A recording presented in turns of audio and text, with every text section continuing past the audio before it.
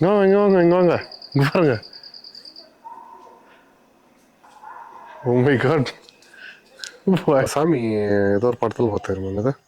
சண்டாலாம் இருப்பானே மூக்குத்தி அம்மனா. கண்ணாத்தா கண்ணாத்தா கரெக்டா. சரி கண்டுபிடிச்ச மாதிரி. Welcome to Himalayan Pradeep. இன்னைக்கு நம்ம வந்திருக்க கோயில் தான் பசுமையான நவசக்தி அம்மன் கோயில்.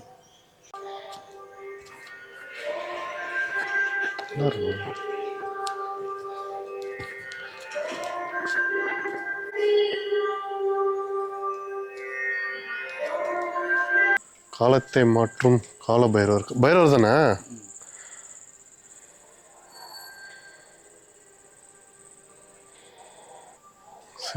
சிவலிங்கம் சிவ.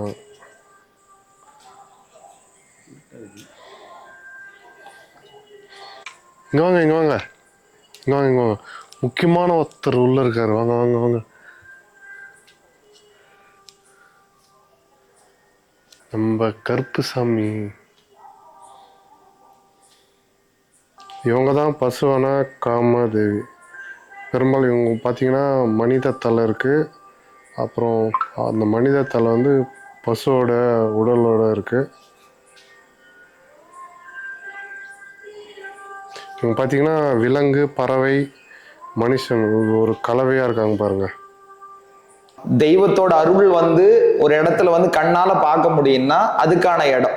ஏன்னா தெய்வத்தோட அருள் வந்து எங்க போனாலும் வந்து அது நம்ம நினைச்ச காரியம் நிறைவேற்றினா மட்டும்தான் அந்த இடத்துல வந்து தெய்வத்தோட அருள் இருக்குன்னு நம்பிக்கை வந்து பிரதானமா இருக்கிறது தான். ஆனா எங்களை பொறுத்த வரைக்கும்னா ஒரு இடத்துக்கு போய் நிற்கும் போதே அந்த இடத்துல இருக்கிற அமைதி வந்து அந்த இடத்துல தெய்வம் இருக்குன்றது காட்டுறதுக்காக ஒரு நடக்கிற விஷயம். அந்த விதத்துல அம்மாவே தனக்காக உருவாகிட்ட கோயில்னு சொல்லிட்டு தான் இதோட பேர். ஏன்னா வந்து இந்த ஒரு கோயில்ல மட்டும் உருவாக்குனது மற்றவங்களோட விஷயத்திலேயே மனுஷங்களோட ஈடுபாட்டாலேயே அம்மா உருவாகல.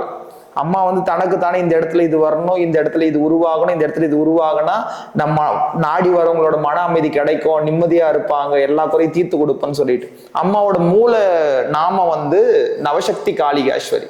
நவசக்தி காளிகாஸ்வரின்னா 3 தேவியரோட மும்மூர்த்திகளுக்கு மூத்த பிறந்தவங்க அப்படின்னு சொல்லிட்டு ஆதியில ஜோதியானவங்க. ஆதியில ஜோதியா உருவாயிட்டு அம்மா வந்து அதுக்கப்புறம் மும்மூர்த்திகளை உருவாக்கி 3 தேவிகளை உருவாக்கி அந்த 3 தேவிகள் 3ஆ பிரிஞ்சு அம்மாவே வந்து வடிவெடுத்ததுன்னு சொல்லிட்டு ஐதீகம். அந்த விதத்துல இதுக்கானது பழைய கோயில் உருவான வந்து ஏரிக்கரை ஓரமா அம்மா உருவானது. ஏரிக்கரை ஓரமா உருவாயிட்டு அம்மாவோட சுயம்பு ரூபம் புத்து வடிவா உருவானது. உருவான இடத்துல அம்மாவுக்கு சின்ன அளவுல கோயில் கட்டி அம்மாவுக்கு பூஜை பண்ணிட்டு நான் என்னோட படிப்பு என்னோட சம்மந்தப்பட்ட விஷயத்துக்காக நான் நடத்திட்டு இருந்த விஷயம். அது வந்து ஒரு காலகட்டத்துக்கு அப்புறம் ஜனங்களோட வழிபாடு ஜனங்களோட பார்வை படப்பட எல்லாருமே அம்மாவை நம்ப ஆரம்பிச்சாங்க. அம்மாவை நம்பிக்கை அம்மா வர வைக்க ஆரம்பிச்சாங்க. ஜனங்களோட வருகையோ இல்ல அம்மா பாக்குற விதமோ பூஜைகளோ தொடர்ந்து நடக்க ஆரம்பிச்சு. தொடர்ந்து நடக்க நடக்க அங்க சொல்லுவோம் இல்லையா, வசதி பத்தலை, ஒவ்வொருத்தரோட வசதிக்கு தகுந்தாற் போல ஒரு இடம் அமையும் போது தான் அது நிம்மதியா இருக்கும் சொல்லிட்டு அந்த இடம் வந்து நாங்க வீட்டுல சாதாரண வச்சு பூஜை பண்ணிட்டு இருந்த ஒரு இடமா இருக்கும் போது அதுக்கான சூழல் அமையல்.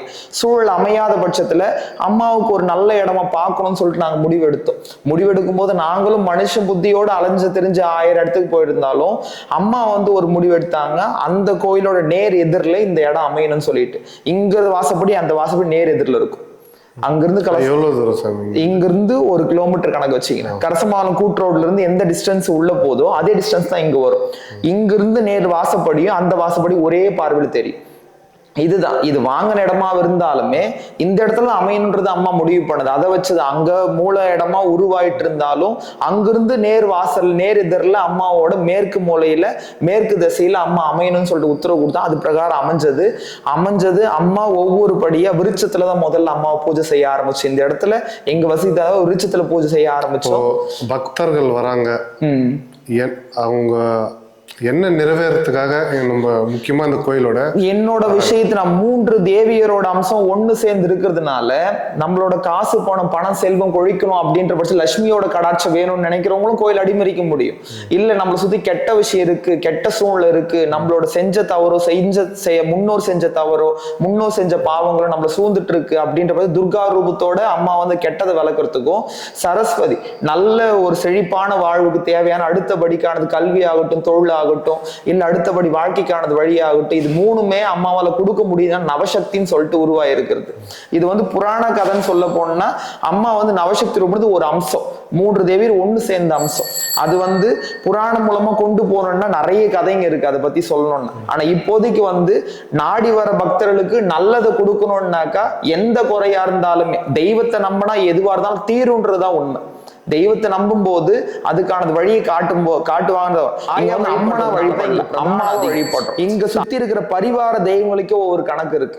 இப்ப எப்படி காளி அம்மா ரூபத்தை இங்க வச்சிருக்கோம்னா ஒவ்வொருத்தரோட வேண்டுதலும் ஒவ்வொருத்தரோட எண்ணங்களும் வேறுபட்டு இருக்கும். எங்களை பொறுத்தவரை ஒரு உயிர் எடுக்கக்கூடாது, ஒரு உயிரை கொடுத்து தெய்வத்தோட வழிபாடு இருக்கக்கூடாதுன்றது வந்து எங்களோட முறைப்பாடு. ஆனா நாடி வரவங்களோட நம்பிக்கையை என்னைக்கும் ஒரு நம்பிக்கை இன்னொருத்தரை பாதிக்காத வரைக்கும் அந்த நம்பிக்கை தப்பு கிடையாது.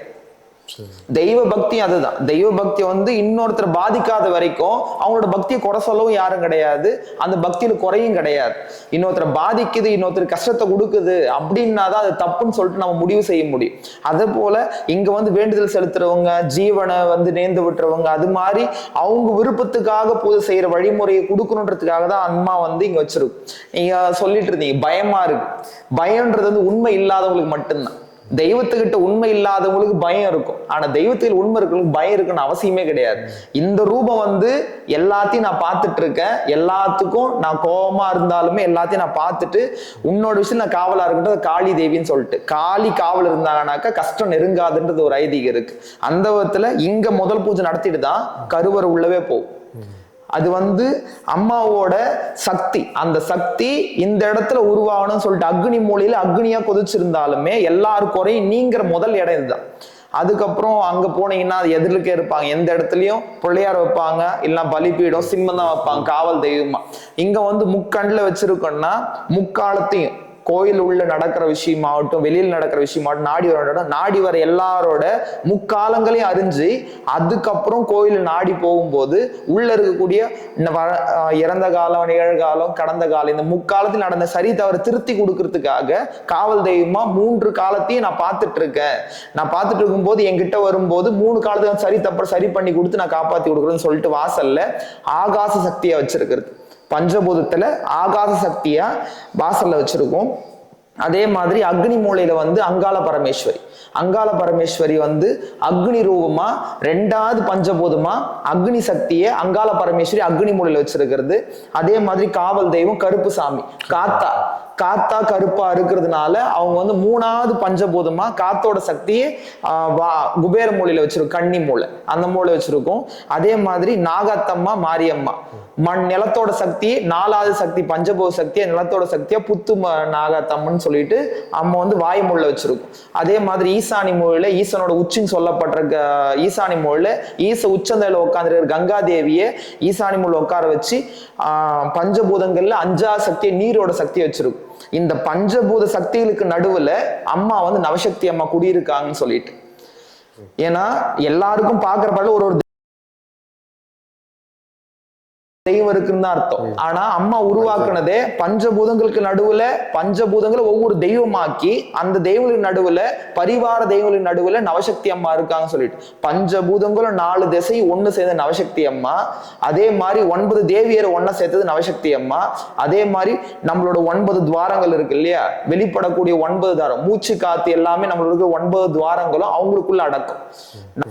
இங்க இருந்து அவங்களே ஒருத்தர் சொல்லிதான். ஆமா, ஒருத்தர் காப்பாத்தி இன்னொருத்தர் வர்றதுதான். ஒவ்வொருத்தர் காப்பாத்த அவங்களோட காப்பாத்தினவங்க நன்றியோட இன்னொருத்தருக்கு சொல்லும் போது அவங்களோட குறை தீருதுன்றதான். சொல்ல போனா ஒருத்தர் நம்பிக்கை தான் தீர்வுக்கு வழிகாட்டும். எந்த அளவுக்கு நம்பிக்கையோட சொன்னாங்களோ சொன்னவங்களோட நம்பிக்கை அம்மா காப்பாத்தாம இருந்தது கிடையாது. இதே மாதிரி இங்க கோயில்ல நிறைய பேருக்கு திருக்கல்யாணம் பண்றது, வளகாப்பு நடத்துறது அவங்களோட விருப்ப பிரகாரம் அவங்களோட செய்து. நிறைய பேருக்கு சுத்தோட்டாதல் தெரியாம இருக்கலாம்.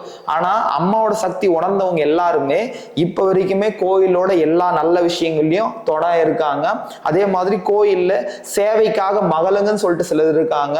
அதே மாதிரி வெள்ளி பூஜை ஒவ்வொரு வருஷத்துலயும் ஒவ்வொரு வெள்ளிக்கிழமையும் தான் என்னோட குடும்பம் என்னோட விஷயம் அப்படி என்னோட அம்மான்னு சொல்லி நினைச்சிட்டு 48 குடும்பம் ஒவ்வொரு வெள்ளிக்கிழமையும் ஒவ்வொரு குடும்பம் வந்து அம்மாவுக்கு பூஜை பண்ணிட்டு போறாங்க.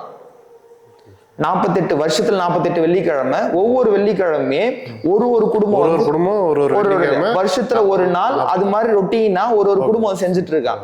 எந்த அளவுக்கு அம்மா வந்து இந்த 7 வருஷத்துல காப்பாத்தி இருந்தா எந்த அளவுக்கு அம்மாவோட சக்தி தெரிஞ்ச 48 குடும்பம் கோயிலோட வசப்பட்டிருக்கும். ஏன்னா வருவாங்க, பூஜை பண்ணுவாங்க, போவாங்க. ஆனா கோயில் நான் வருஷம் செய்யணும், குலதெய்வத்துக்கு மட்டும் தான் செய்வாங்க. குலதெய்வத்துக்கு செய்யற விஷயத்த 48 குடும்பம் அம்மாவுக்கு செய்யறேன்னு சொல்லிட்டு முன்ன வர அளவுக்கு அம்மா வந்து அவங்களை காப்பாத்தி கொடுத்துட்டு இருக்காங்க. அந்த காப்பாத்தி கொடுக்குற விஷயத்தினால 48 குடும்பம் குலதெய்வம், 48 குடும்பத்துக்கு குலதெய்வமா இருக்கு இந்த அம்மா. அது வந்து 7 வருஷத்துல ஒரு குலதெய்வம் உருவாகிறதே பெரிய விஷயம். ஆனா வந்து அந்த 48 குடும்பத்துக்கும் வருஷம் செஞ்சுட்டு தான் இருக்காங்க. வருஷம் அம்மா ஆசி கொடுக்குறாங்க. அந்த ஆசிரியர் ஒருபடி முன்னேறிட்டு தான் இருக்காங்க. அந்த பாக்கி யாரும் கிடையாது. இது ஆரம்பத்துல அம்மா கொடுத்த உத்தரவு. இப்ப வரைக்கும் ஆரம்பத்துல கொடுத்து இப்ப வரைக்கும் நடந்துட்டு இருக்காது. இன்னைக்குமே நம்மள கைவிடாதவங்க. இது குறை சொல்லணும் அப்படின்னாக்கா நீங்க அமாவாசை பௌர்ணமி நேரத்துல வந்தீங்கன்னாக்கா அப்ப தெரியும். உள்ளூர் ஆளுங்க யாரும் கிடையாது. அது வந்து அமாவாசை பௌர்ணமிக்கு நிறைஞ்சிருக்கிற எல்லாருமே வெளியூர்ல இருந்து வந்தவங்க தான். வெளியூர்ல இருந்து வந்தவங்க, குறை தீர்த்தவங்க, குறை பூஜை பண்றவங்க எல்லாருமே. இங்க வந்து காசு பிரதானமா அப்படின்னு சொல்லிட்டு கேள்வி கேட்டா, காசு வந்து தெய்வத்துக்கு தேவையான்னு சொல்லிட்டு எல்லாரும் கேட்பாங்க. ஆனா நான் சௌகரியமா இருக்கணும், நான் ஒரு இடத்துல போனா கம்ஃபர்டபுளா இருக்கணும்னு சொல்லிட்டு யோசிக்கிற மனுஷங்களுக்கு நடுவில் தான் நம்ம வாழ்ந்துட்டு இருக்கோம். எந்த இடத்துல போனாலும் எனக்கு தேவைப்பட்டது கிடைச்சிட்டு அந்த இடத்துல வந்து நல்ல இடம், தேவைப்பட்டது கிடைக்கலாம், அது வந்து அவங்க ஏத்துக்கப்படாத இடம். இங்க வந்து அவங்களுக்கு தேவைப்பட்ட எல்லா சௌகரியத்தையும் நான் செஞ்சு கொடுக்குற ஒரு சுச்சுவேஷன் அமையுதுன்னா அதுக்கு தேவைப்பட்டதை இந்த அம்மா மூலமா எதை நான் சரி பண்ணணும், எதை நான் பண்ணணும், அதை செஞ்சுதான் இதுக்கானது எல்லாத்தையும் நான் நடத்திட்டு இருக்கோம். யாரு கையிலயும் அம்மா கையேந்த விடல, யாரு கையிலயும் அம்மா போயிட்டு எனக்கானது வழி நீ காட்டுன்னு சொல்லி நிக்க விடல. எனக்கு தேவைப்பட்டதை ஏதோ ஒரு விதத்துல அம்மா வந்து வழிகாட்டுறாங்க. வழிகாட்டுற பிரகாரம் இது நான் உண்மையா இருக்கேன். என் உண்மை இந்த கட்டடத்தை உருவாக்குற வலுவை கொடுத்தது. அவ்வளவுதான். எந்த ஒரு விஷயத்திலயுமே தெய்வத்தை உண்மையா நினைச்சா அவங்களை நினைச்சு நம்ம கூட இருக்கிற ஒருத்தர் மாதிரிதான். எப்படி நம்ம புருஷன், பொண்டாட்டி, அப்பா, அம்மா இவங்க மேல பாசம் காட்டுறோமோ அது மாதிரி பக்தின்ற விதத்துல தெய்வத்து மேல பாசம் காட்டுறோம். பக்தின்ற பேர்ல தெய்வத்து மேல பாசம் காட்ட ஆரம்பிச்சா நம்ம மேல அவங்க காட்ட ஆரம்பிச்சிருவாங்க. அது யாருக்கும் புரியறது இல்லை, தெரியறது இல்லை. அதனால தொட்டுதான் இந்த இடத்துல குறை தீர்றது, எல்லா இடத்துலயுமே குறை தீர்றதுக்காக தான் கோயிலுக்கு போறாங்கன்றதை விட்டுட்டு அம்மா நம்மளை பார்த்துப்பாங்கன்ற எண்ணத்துல வந்தாங்கன்னா எல்லாத்துலயுமே வழி காட்டுவாங்க. இதுதான் பிரச்சனைன்றதுக்காக கிடையாது, எல்லா பிரச்சனைக்குமே. நன்றி சாமி. சந்தோஷம். இவ்வளோ நேரம் எக்ஸ்பிளைன் பண்ணது. இல்ல, அம்மாவை பத்தி சொல்ற நேரத்தை எனக்கு கொடுத்தது நல்ல விஷயம்தான். இவ்வளோ நான் ரொம்ப நாள் ஆச்சு இந்த விஷயத்தெல்லாம் சொல்லி எனக்கே அது திரும்ப ஞாபகப்படுத்துறதுக்கு ஒரு வாய்ப்பு கிடைச்சது. அவ்வளவுதான். ரொம்ப நன்றி சாமி. இந்த அம்மன் தரிசனத்தை பாருங்க, என்ன அற்புதமா இருக்குன்னு.